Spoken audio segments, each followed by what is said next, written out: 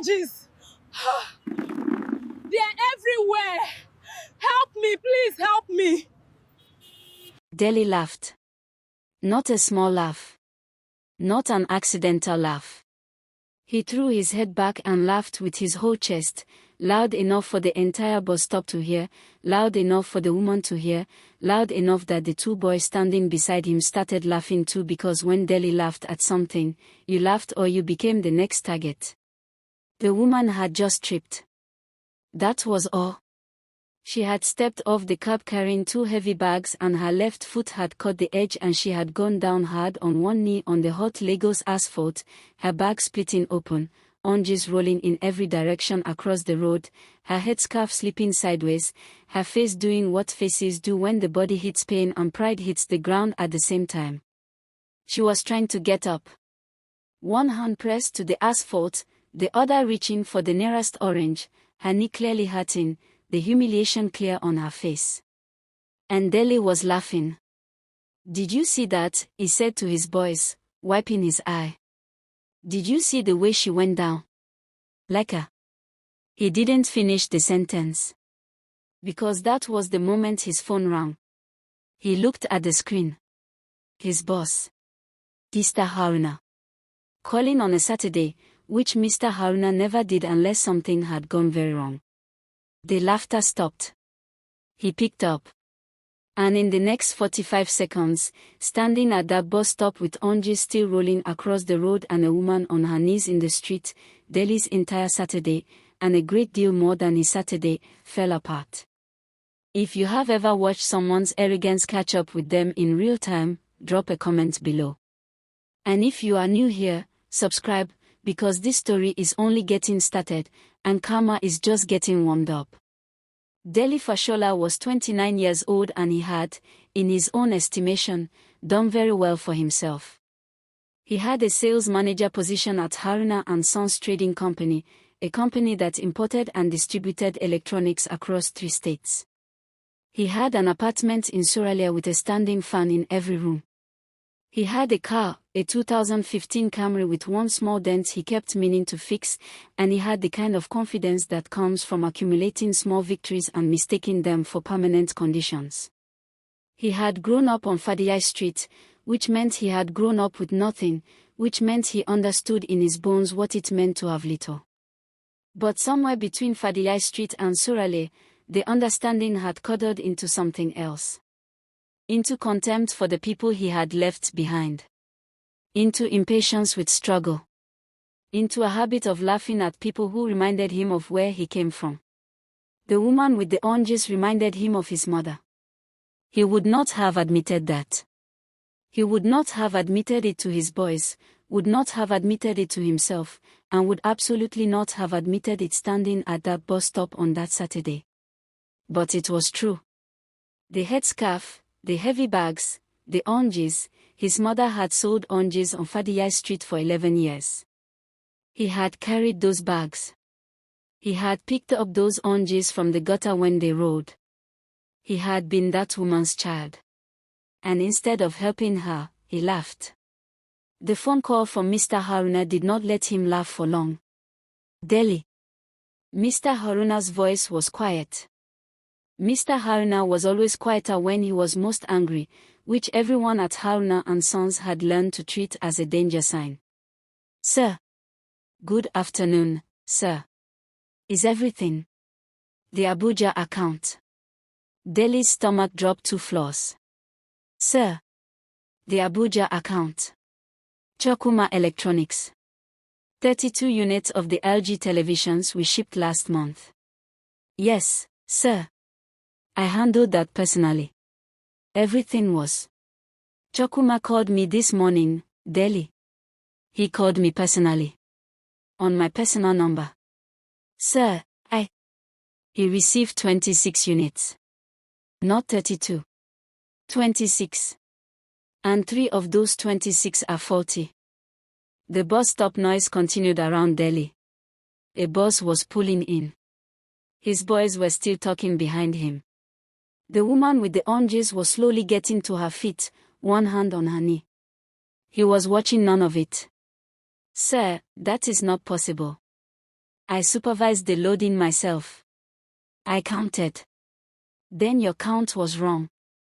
The quiet in Mr. Haruna's voice had gotten quieter.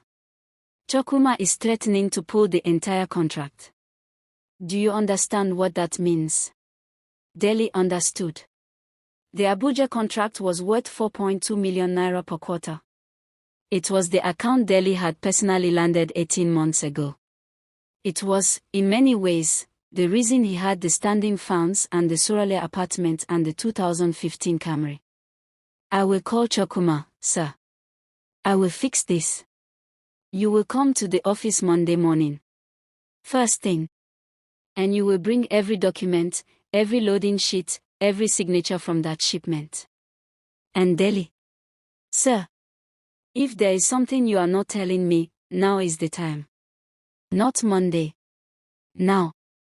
The silence that followed was the loudest silence Delhi had ever been inside. There is nothing I am not telling you, sir, he said. It was not entirely true. He hung up. He stood at the bus stop for a long moment with his phone in his hand and the Saturday afternoon moving around him like water around a stone. His boys were asking him something. He didn't hear it. He turned around and looked at the spot where the woman had fallen. She was on her feet now, her bags repacked as best she could, the remaining oranges gathered back together, her headscarf straightened. She was walking slowly away down the road, a slight limp in her left leg from where her knee had hit the ground. Nobody had helped her. Not one person at that bus stop had gone to help her. Including him. He watched her walking away and felt something he was not prepared for, not guilt exactly, not yet, but the first cold edge of it. The beginning of something he would have to look at eventually even if he was not looking at it now. His boy Tom touched his arm. Guy, you okay? What did Haruna want? Nothing, Delhi said automatically. Business. On Saturday. I said nothing. He put his phone in his pocket. Let's go. Monday came like a war. He arrived at the office at 7:30, 45 minutes before anyone else, and spread every document from the Abuja shipment across his desk. Loading sheets. Delivery receipts. Driver's signature. Warehouse confirmation. He went through every page twice, then 3 times, the way you search for something you are afraid to find. He found it on the 3rd pass. A loading sheet with a signature that was not quite his. Close, very close, same first letter, similar flow, but not his. And beside the signature, a number. 26, not 32. Someone had altered the sheet. He sat back in his chair and looked at the ceiling. In the trading business, 6 missing units of LG television meant approximately 180,000 naira. That was not a small amount. That was not a clerical error. That was a decision somebody had made deliberately. And the signature on the sheet was close enough to his that he was the obvious person to blame. He thought about who had access to the loading bay that day. He thought about who had been there, who had keys, who had motive. And slowly, with the sick certainty of a man assembling a picture he does not want to see, he arrived at a name. Emeka. Emeka Ose, his assistant. 24 years old, quiet, efficient, always slightly too helpful in the particular way of people who are watching everything. Emeka, who had asked to handle the Abuja loading paperwork when Delhi had a headache that afternoon. Emeka, who had brought him the completed sheets and waited while he reviewed them, or had appeared to review them while actually, now that he was honest with himself, he had glanced at them quickly because Emeka was reliable and he trusted Emeka and he had a headache. Emeka, who had been passed over for the junior manager position in February, a position Delhi had recommended someone else for without much thought. He closed his eyes. Mr. Haruna arrived at 8:15. He walked past the open door of Delhi's office, stopped, walked back, and looked at the papers spread across the desk. You found something, he said. It was not a question. Come in, sir. Please. Mr. Haruna sat down. Deli walked him through everything, the signature discrepancy, the altered number, the timeline, the name at the end of it. He said it all plainly, without dressing it up, without protecting himself more than honesty allowed. When he was done, Mr. Haruna was quiet for a long time. "You trusted him with the paperwork," he said. "Yes, sir." "Without verifying?" "Yes, sir." "Because you had a headache?" The word sat in the room like a stone. "Yes, sir," Deli said. Mr. Haruna looked at him. "You know what this tells me?" Deli waited. "It tells me you are a good salesman and a careless manager. A good salesman spots an opportunity. A careless manager doesn't see the one standing right next to him." He paused. "That is not a small difference, Deli." "I know, sir." "Do you?" Mr. Haruna leaned forward slightly. "Because a man who is careful, truly careful, does not take shortcuts with 4 million naira of business. He does not hand his signature authority to someone because his head hurts.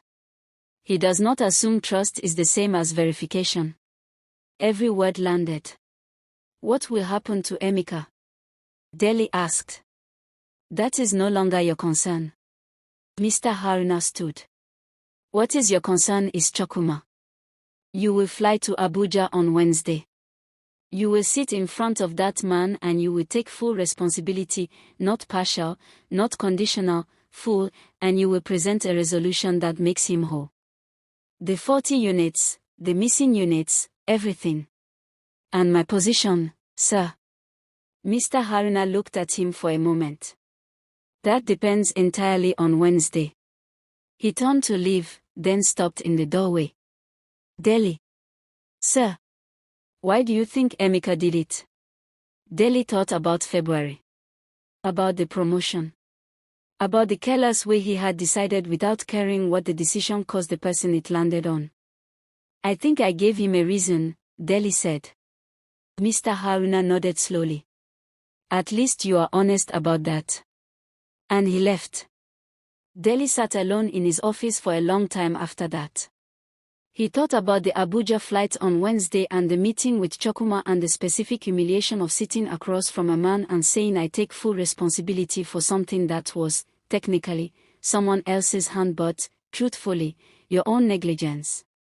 And then, for a reason he could not have explained, he thought about the woman with the oranges. He thought about the way she had gone down. The way nobody had helped. The way he had laughed. He thought about his mother on Fadiyai Street and the bags he used to carry and the oranges he used to pick up from the gutter and how there had been days when people walked past her without looking and how her face had looked on those days. He had been the person who walked past. Worse, he had been the person who laughed. He stood up from his desk. He didn't know what he was doing exactly. He had never been a person who did things without knowing exactly what he was doing. But he picked up his car keys and he walked out of the office at 9:15 on a Monday morning without telling anyone where he was going. He drove to the bus stop. He didn't know why. She wouldn't be there. It had been Saturday, this was Monday, she was a stranger carrying oranges on her way somewhere. She was gone. But he parked and he got out and he stood at the bus stop and he looked at the spot on the asphalt where she had fallen. The oranges were gone. The scuff mark on the curb was just a scuff mark. A woman walked past with a tray of groundnuts on her head, 2 children beside her. He stopped her. "Excuse me, Ma." She looked at him warily. "Yes." He bought all the groundnuts on the tray. The entire tray. He paid 3 times what she asked. She stared at the money in her hand like she was checking whether it was real. "Thank you, Ma," he said. She looked at him like he might be unwell. "Thank you, sir," she said, and moved on quickly, looking back once. He stood at the bus stop with a tray of groundnuts he did not want and nowhere to put them, feeling slightly ridiculous, which was probably appropriate. He called his mother that evening.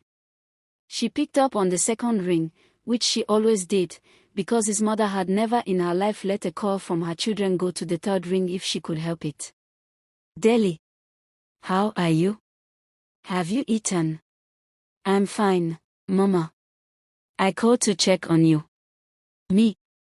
I'm fine. Your auntie Ngozi came yesterday, we talked for hours. I'm fine. Why are you calling on a Monday evening? Is something wrong?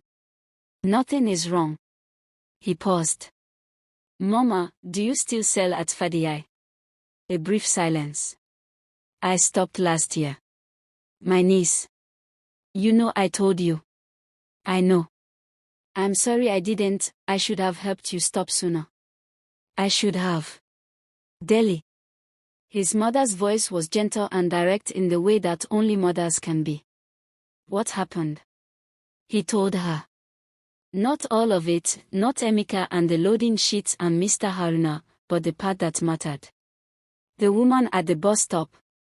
The oranges. The laugh.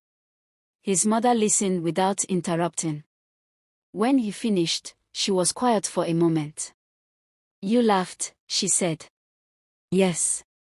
At a woman who fell. Yes, Mama. Another quiet. Do you know what I used to think, she said finally, when I was on Fadiai Street and people walked past without looking. Not the ones who ignored me, I expected that. I mean the ones who looked at me and laughed. He said nothing. I used to think, they have forgotten. They have gotten somewhere and they have forgotten where they came from, and one day something will remind them. Not to punish them. Just to remind them. Because people who forget where they came from are missing something important. Something they need. The silence between them was long and full. I haven't forgotten, Mama, he said. I stopped looking at it. I know, she said. Look at it now. Wednesday came. He flew to Abuja. He sat across from Chokuma, a broad quiet man with the eyes of someone who has been in business long enough to know exactly when he is being managed and when he is being told the truth. Deli told him the truth. All of it. The loading error, the paperwork, his own carelessness, the resolution he was offering, replacement of all 6 missing units, replacement of the 3 faulty ones, a 10% discount on the next order as acknowledgement of the disruption. Chokuma listened to the whole thing without speaking. Then he said, You are telling me this yourself. Not sending a lawyer. Not sending a letter. Yes, sir. Why? Deli thought about it. Because the problem started with me not paying proper attention. It should end with me paying proper attention. Chokuma studied him for a long moment. I have had suppliers lie to my face in this office for 30 years, he said. You are not lying. No, sir. The discount is not necessary. Replace the units and we are even. He paused. But I want monthly calls going forward. Not emails. Calls. I want to know the person behind the account. Yes, sir. Absolutely. Chokuma nodded. We continue. He called Mr. Haruna from the airport. Chokuma agreed, he said. The contract holds. I know, Mr. Haruna said. He called me 20 minutes ago. A brief pause. He said you were straight with him. I tried to be. That is all I ever ask. Another pause. Your position is secure, Deli. But I am moving you to a smaller account for 3 months. To rebuild. Deli had expected this. I understand, sir. Good. Mr. Haruna was quiet for a moment. You know what the strangest part of all this is? Sir. Emeka confessed this morning. Before we even confronted him. He came to my office and sat down and told me everything. The altered sheet, the units, all of it. He paused. He said he knew you would figure it out and he didn't want to wait. Deli sat with that for a moment. What will happen to him? He is gone. but he will not be prosecuted. He returned the money this morning. Mr. Haruna's voice carried something unreadable. Strange thing, he said he did it out of anger. But then he sat in his apartment all weekend and he said he kept thinking about whether it was worth it. Whether any amount of anger is worth becoming the person who does something like that. Delhi thought about a woman falling on asphalt. About oranges rolling across a road. About the exact moment his laughter died when his phone rang. No, Delhi said quietly. It isn't. He went back to the bus stop one more time. Not looking for anything. Not performing anything. Just standing there in the ordinary Saturday afternoon noise of Lagos, the buses, the sellers, the heat, the movement of 10,000 people going somewhere. A young boy was selling water sachets near the curb. Thin, maybe 12, school bag on his back even on a Saturday, walking the bus stop for whatever he could make. Delhi bought a sachet. Then he looked at the boy. You go to school? The boy looked up. Yes, sir. What class? JSS 2, sir. Good. Delhi reached into his wallet. Keep going. The boy looked at the money, enough for a week of lunches, with the expression of someone who is deciding whether to trust what is in front of them. Take it, Delhi said. No condition. The boy took it. Delhi walked to his car. He didn't feel like a good person. He didn't feel like he had fixed anything or cancelled out the laugh at the bus stop or settled any debt with the universe. He just felt like a man who had been shown something about himself and was, slowly and imperfectly, deciding to be different. That was all. It was not nothing. Karma does not always arrive like lightning. Sometimes it arrives like a phone call on a Saturday afternoon. Sometimes it arrives like a quiet voice on the other end of a line saying, "Do you know what I used to think?" Sometimes it arrives like a loading sheet with a wrong signature and a man sitting across a desk saying the problem started with me. Delhi Fashola laughed at a woman in the street. And then his life handed him a mirror. What he saw in it was not a monster. It was just a man who had forgotten something important and needed reminding. The reminding was not gentle. But it was necessary. And he was, in the end, grateful for it. If this story made you think about someone you have walked past or a moment you wish you could take back, share it right now with someone who needs to hear it. Like this video so more people can find it. And if you are not subscribed yet, hit that button, because every week we bring you a story that holds a mirror up to the best and worst of what people can be. The next story is already waiting. Don't miss it.